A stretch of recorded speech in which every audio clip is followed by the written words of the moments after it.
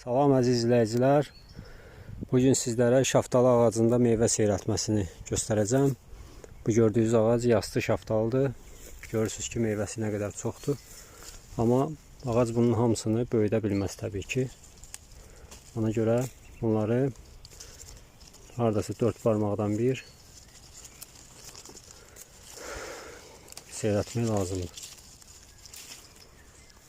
Bax belə. Bu hissədə isə bunu götürürük. Burada ikisi qala bilər çünki məsafə çoxdur. Həm də meyvə hərəsi bir tərəfdə olduğuna görə çox da sıxıntı yaratmaz. Amma bu hissədə görürsünüz, bu dibdə olan meyvələr götürülməlidir. Çünki bunlar genişlənəndə, böyüyəndə gəlib budağa dirənəcək və meyvənin tökülməsinə gətirib çıxaracaq. Bax, burada həmçinin. Çünki şaftalı hardasa belə bir kalibr olacaq. O kalibr olanda onlar bir-birinə mane olacaqlar. Bax, burada həmçinin. Görürsünüz?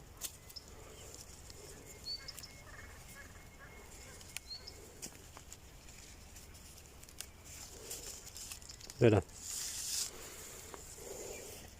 Burada demək olar ki, seyrəkdir.